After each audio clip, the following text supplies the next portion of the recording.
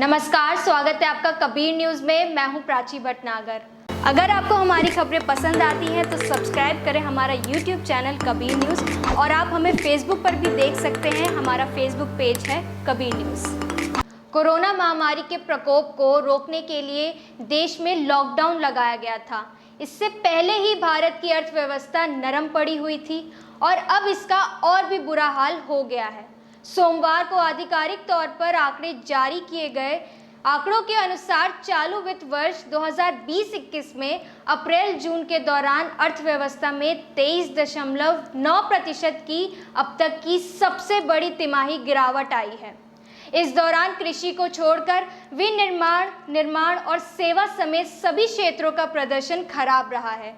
दुनिया की 5वीं सबसे बड़ी अर्थव्यवस्था में इससे पहले जनवरी-मार्च तिमाही में 3.1% और पिछले साल अप्रैल-जून में 5.2% की वृद्धि हुई थी। तिमाही आंकड़े 1996 से जारी किए जा रहे हैं और उस समय से ये अब तक की सबसे बड़ी गिरावट है। इतना ही नहीं, विश्लेषकों ने जो अनुमान जताया है उससे कहीं ज़्यादा गिरावट सामने आई है। आइए हम आपको आसान शब्दों में समझाते हैं कि क्या होती है जीडीपी और कैसे दर्ज की जाती है गिरावट और बढ़ोतरी। किसी भी मुल्क की माली हालत यानी आर्थिक स्थिति का आकलन करने का सबसे अहम मानक है सकल घरेलू उत्पाद यानी जीडीपी या ग्रॉस डोमेस्टिक प्रोडक्ट।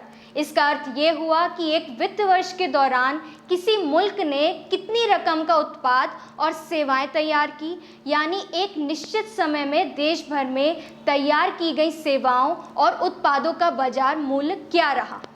देश की उन्नति और बढ़ोतरी की परिचायक माने जाने वाले जीडीपी का आकलन भारत में हर 3 महीने यानी हर तिमाही में किया जाता है।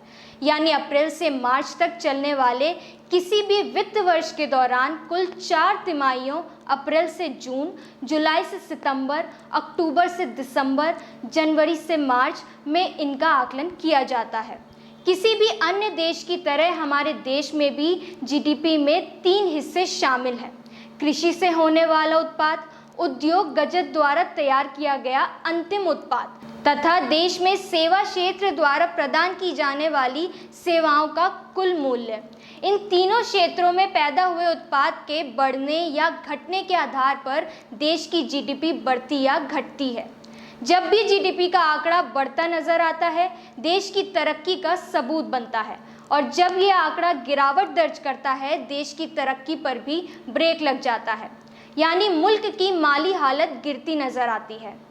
एनडीटीवी की रिपोर्ट के मुताबिक जीडीपी को प्रस्तुत करने के 2 पैमाने होते हैं, स्थिर कीमतें यानी कांस्टेंट प्राइसेस और मौजूदा कीमतें या वर्तमान मूल्य यानी करंट प्राइसेस।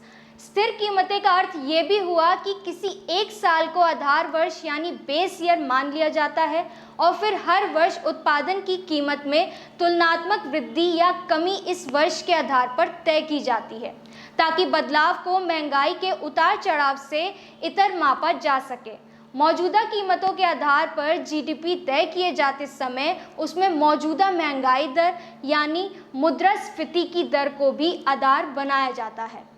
इसे आम बोलचाल की भाषा में समझने के लिए मान लीजिए कि 2010 को आधार वर्ष मान लेने के बाद 2011 में हमारे देश में 1000 रुपये मूल्य की 300 वस्तुओं तथा सेवाओं का उत्पादन हुआ और हमारी कुल जीडीपी 3 लाख रुपए रही। वहीं 4 साल बाद 2015 में कुल 200 वस्तुओं तथा सेवाओं का उत्पादन हुआ, लेकिन तब तक उनका मूल्य 1500 रुपये हो चुका था।